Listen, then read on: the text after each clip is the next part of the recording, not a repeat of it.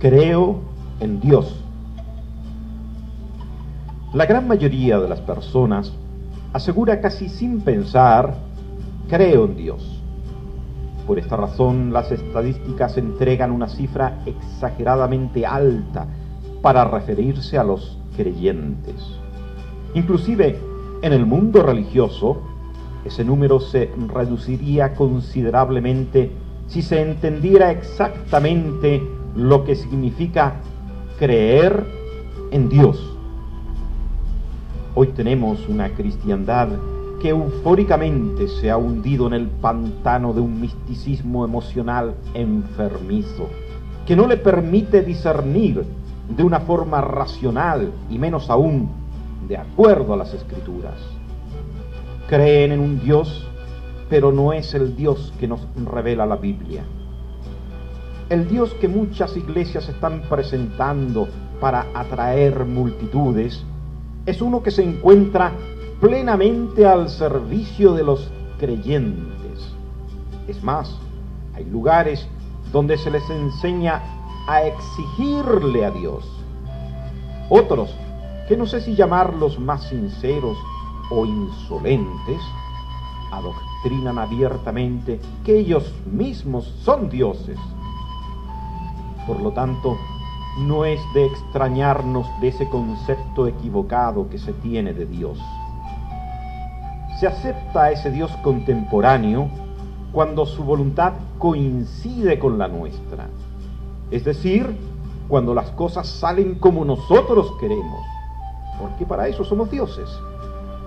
Pero el Dios que nos presenta la Biblia es uno donde Él soberanamente hace su voluntad, tanto en el cielo como en la tierra.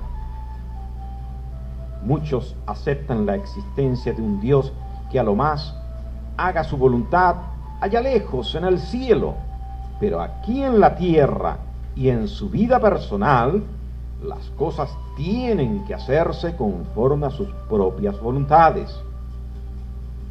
Otros que pretenden ser más humildes, porque no se atreven a considerarse dioses, se han creado un Dios con las características del genio de la lámpara de Aladino, pero el efecto es el mismo. Ellos son los que piden y el otro es su siervo, que le concede todos sus deseos. Antes de contestar si cree en Dios, es necesario aclarar de cuál Dios estoy hablando. Al Dios que yo me estoy refiriendo es el que nos presenta la Biblia, y a ningún otro que hombres con complejo de diosesillos han creado. Este es un rey soberano que gobierna sin consulta ni necesidad de aprobación de ninguna de sus criaturas. Los que creen en ese Dios son los creyentes que se someten a cada uno de sus designios sin cuestionarlos ni condenarlos. Ser cristiano en el concepto puramente bíblico es en primer lugar haber nacido de nuevo y a consecuencia de ese nacimiento haber recibido una nueva naturaleza, la espiritual, sin la cual no podríamos entender estas cosas.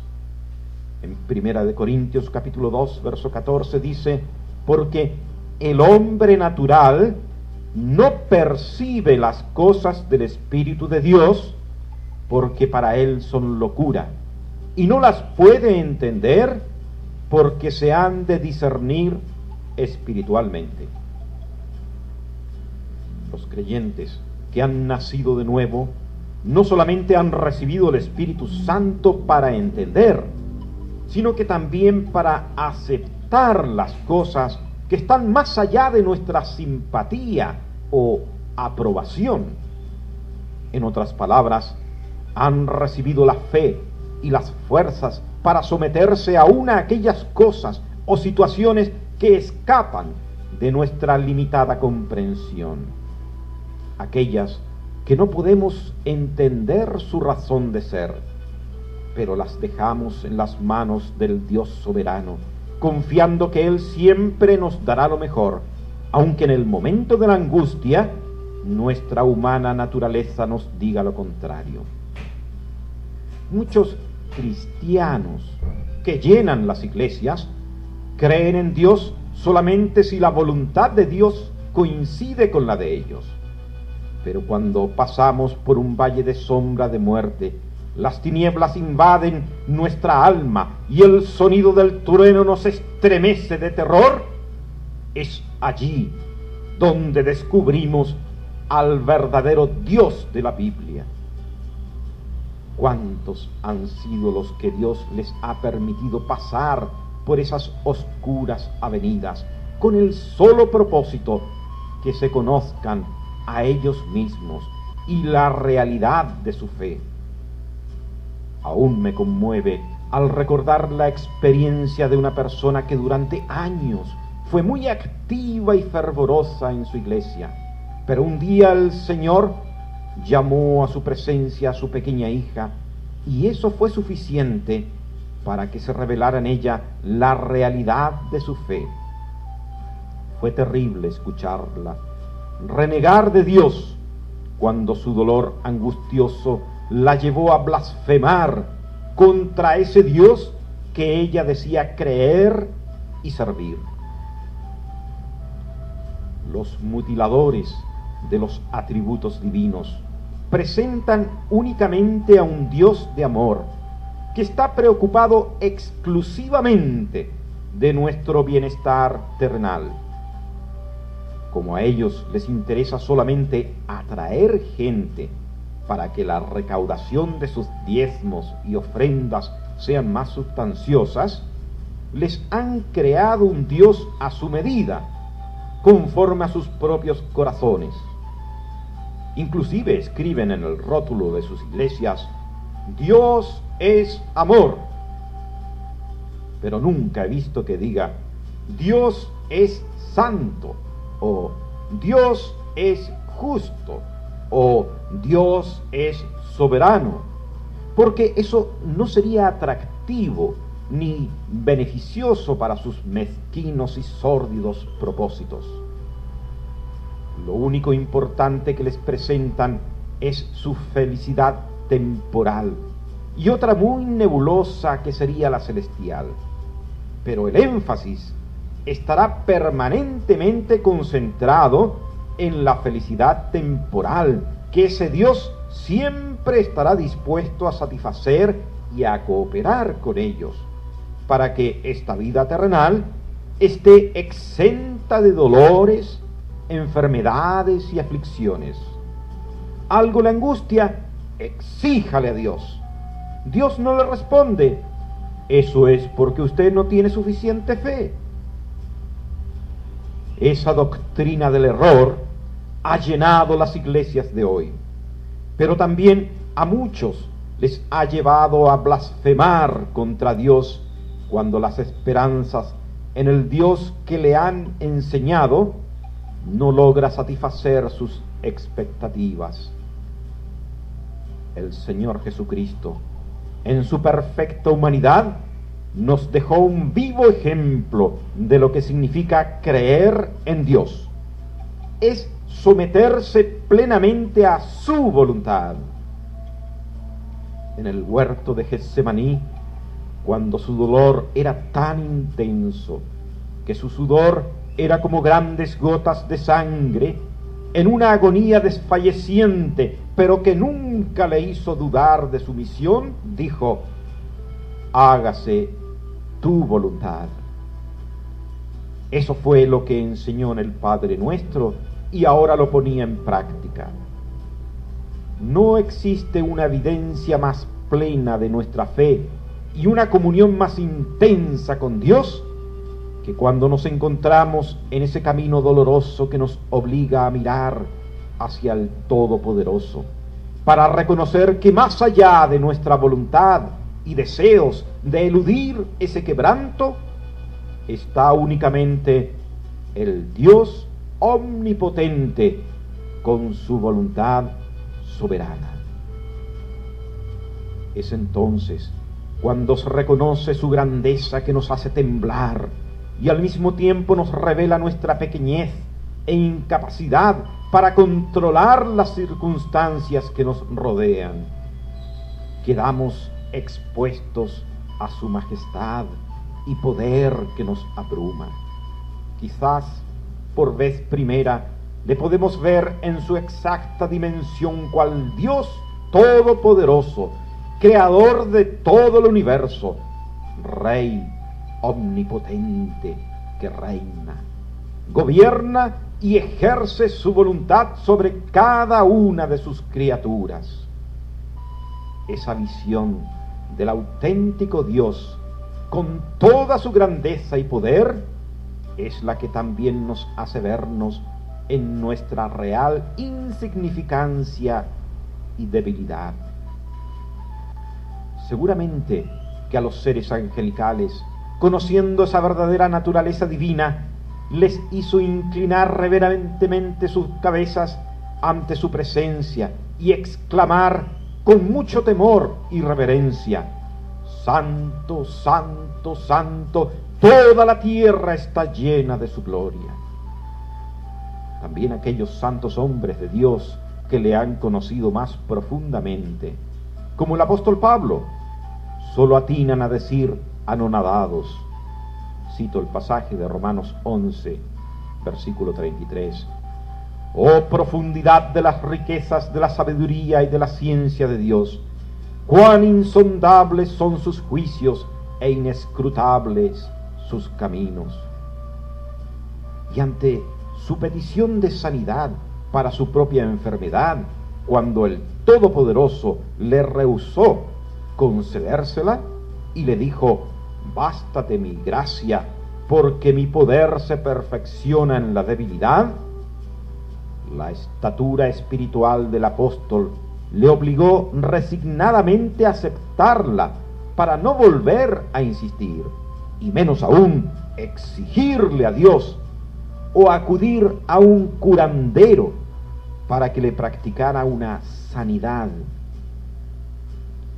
Cuán diferente es la actitud de aquellos cuando se encuentran ante su Dios que sus propias mentes han creado.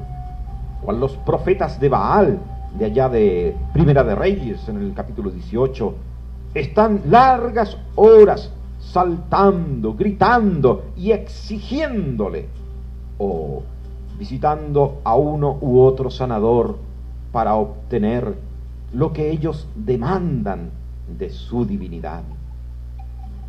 El camino doloroso de la aflicción es uno que ningún creyente desea recorrer, pero cuán necesario es para obtener un conocimiento más real de su persona santa y gloriosa, del Dios creador, soberano y todopoderoso, Rey de reyes y Señor de señores.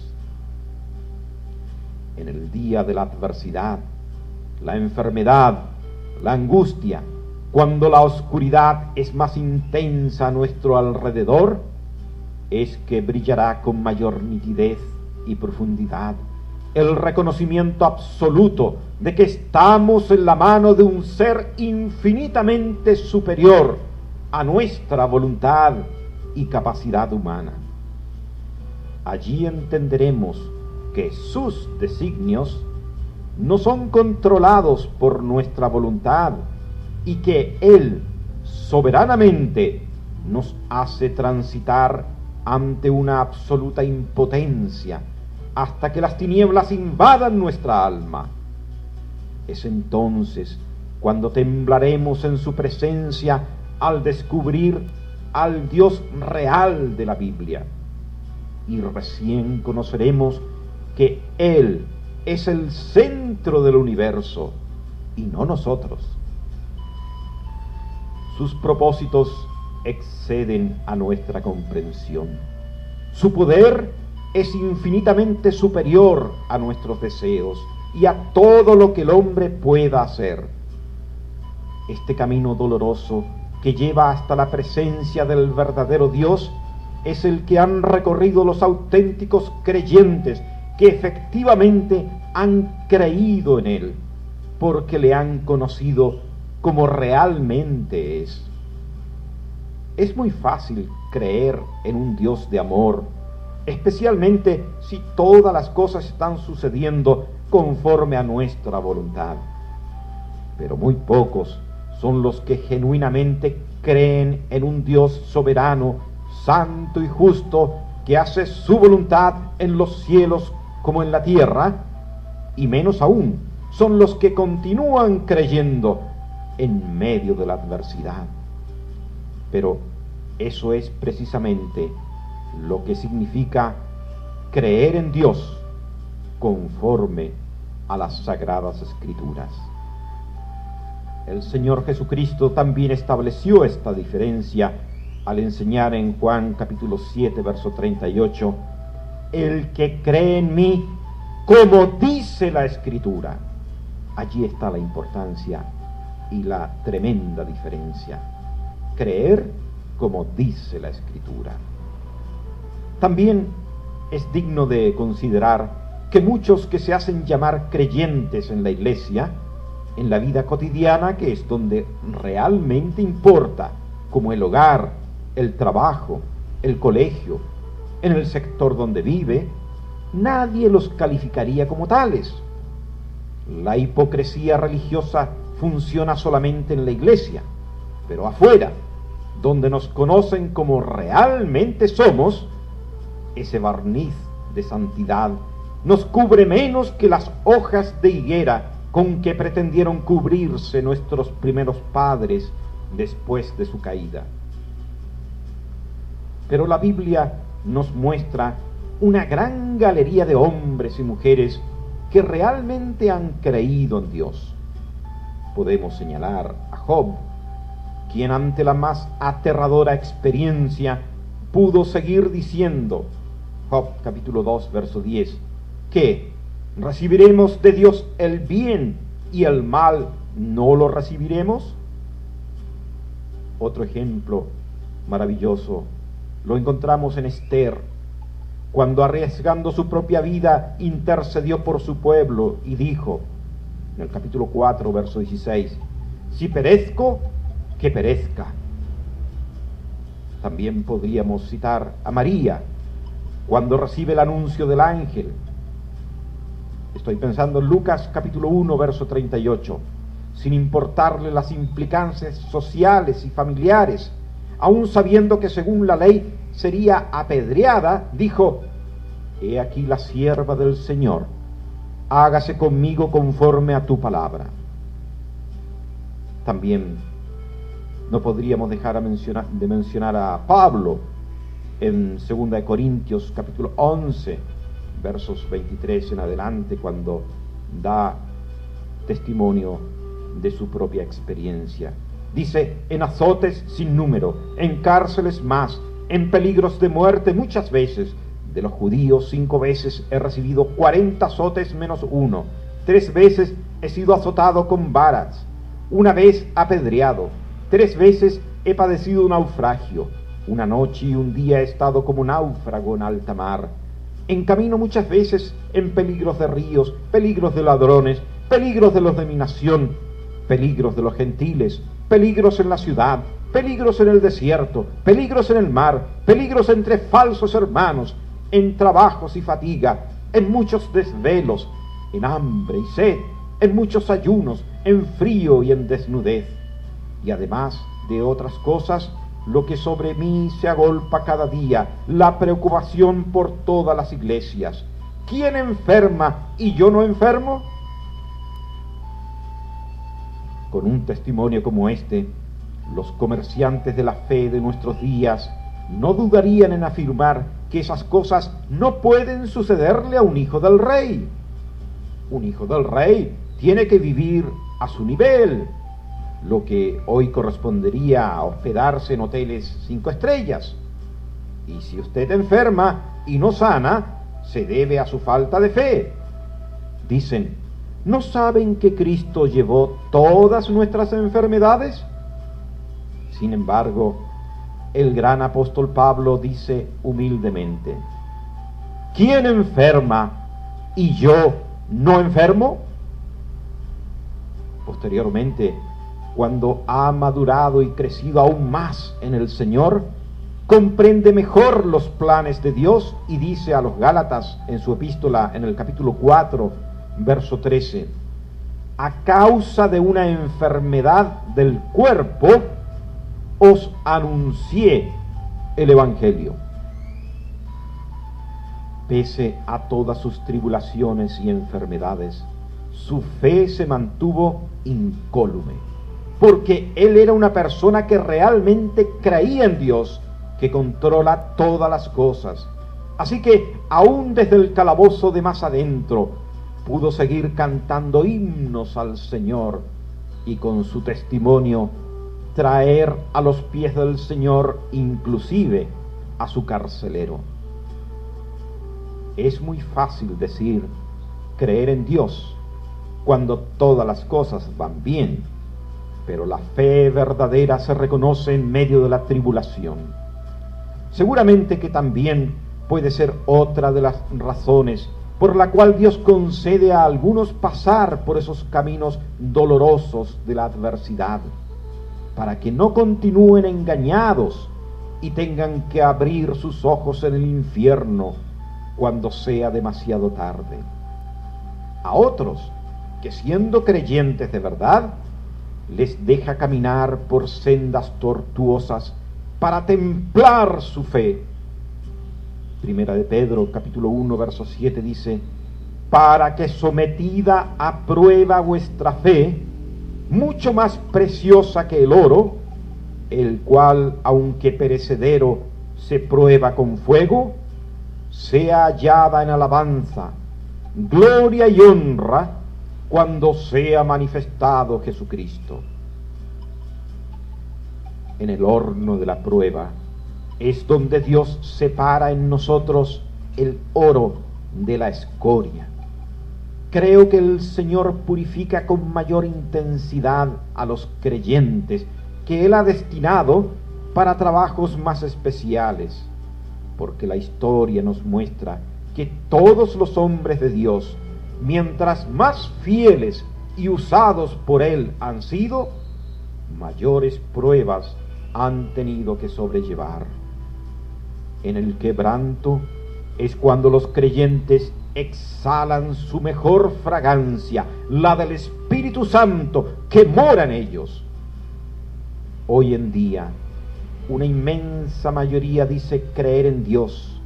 Inclusive muchos asisten regularmente a una iglesia a deleitarse con el evangelio de ofertas, las señales y experiencias, los coros y la música.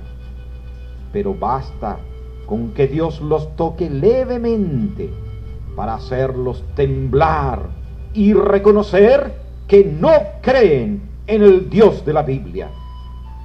Tampoco es suficiente creer en la existencia de Dios, porque eso hasta los demonios lo hacen. Dice Santiago, capítulo 2, verso 19, que ellos creen y además tiemblan. Antes de responder apresuradamente, medite con reverencia y seriedad para contestar a esta pregunta que tiene repercusiones para toda una eternidad. ¿Cree usted en Dios como dicen las Escrituras?